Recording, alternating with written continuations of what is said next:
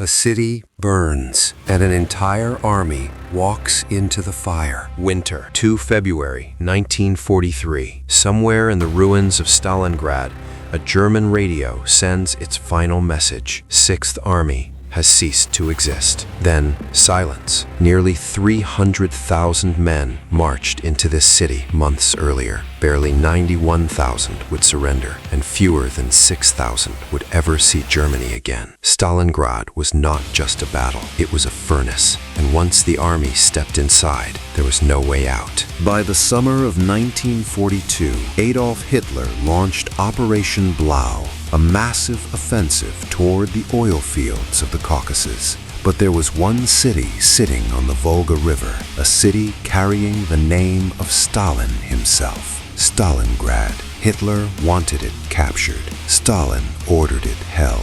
What followed between August 1942 and February 1943 became the bloodiest urban battle ever recorded. Total casualties: over 2 million soldiers and civilians. By July 1942, Germany looked unstoppable. The Wehrmacht had already destroyed huge Soviet armies. Cities like Kiev, Kharkov, and Rostov had fallen, and now General Friedrich Paulus commanded Germany's 6th Army, nearly 270,000 troops, backed by the 4th Panzer Army. Their mission was simple: reach the Volga, cut Soviet supply lines, and seize Stalingrad. The Germans came equipped with some of the most effective weapons of the war. The Panzer IV Ausf F2, armed with the long-barreled 75mm KWK-40 cannon, could punch through Soviet armor at long range. German infantry carried the reliable Karabiner 98K rifle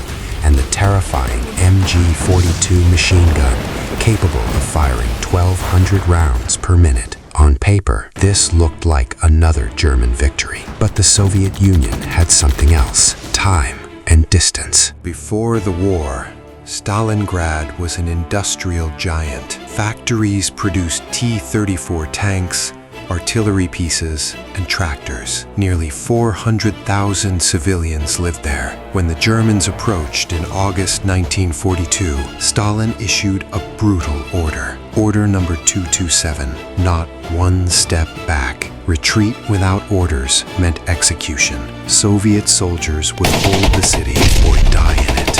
On 23 August 1942, the sky over Stalingrad darkened. The Luftwaffe's 4th Air Fleet unleashed one of the most devastating bombing raids of the war. Over 1,000 tons of bombs fell in a single day. Wooden homes exploded into firestorms. Fuel tanks ignited. Tens of thousands of civilians died. By nightfall, Stalingrad had become a skeleton of brick and steel. Ironically, this destruction helped the Soviets. The ruins made German tanks nearly useless. Every collapsed building became a fortress. German soldiers quickly learned a new word: Rattenkrieg, rat war. The fighting happened room by room, floor by floor, sometimes wall by wall. A German squad might hold the first floor, while Soviet troops occupied the basement beneath them. Grenades bounced down stairwells. Machine guns fired through holes smashed in walls. Snipers ruled the skyline. The most famous was Vasily Zaitsev, credited with over 200 confirmed kills during the battle. His weapon? A Mosin Nagant M9130 sniper rifle with a PU scope. But Zaitsev was just one of thousands. In Stalingrad, everyone became a sniper. 3 places became legendary killing grounds: Red October Steel Factory, Barricadi Gun Factory, Tractor Factory. Workers sometimes assembled T-34 tanks, while German artillery shells exploded outside. There were days when tanks rolled straight off factory lines and drove directly into combat. Soviet reinforcements crossed the Volga River at night under constant German artillery fire. Boats sank. Men drowned in freezing water. Still they came.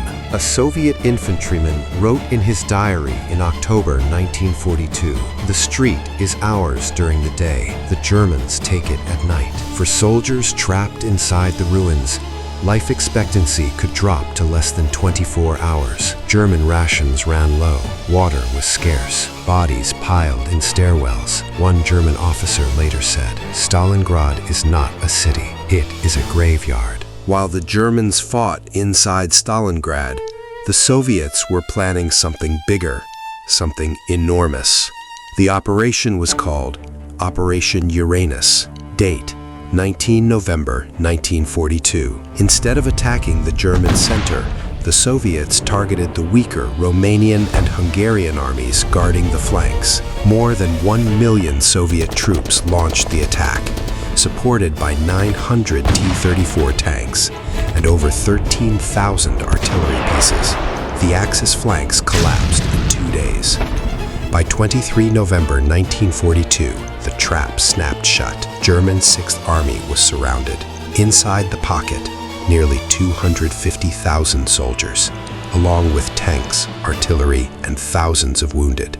General Paulus asked Hitler for permission to break out. The answer came back immediately. The 6th Army will hold its positions. Hitler promised the Luftwaffe would supply the trapped army by air. They needed 700 tons of supplies per day. The Luftwaffe delivered barely 100 tons, sometimes less. Temperatures dropped to minus 30 degrees Celsius. Fuel ran out. Tanks froze. Men burned furniture for warmth. Food rations dropped to a few hundred calories per day. Horse meat became a luxury. Some soldiers boiled leather belts to make soup. Meanwhile, Soviet artillery pounded the shrinking pocket day and night. By January 1943, the German pocket had split in two. Soviet forces launched Operation Ring to crush what remained.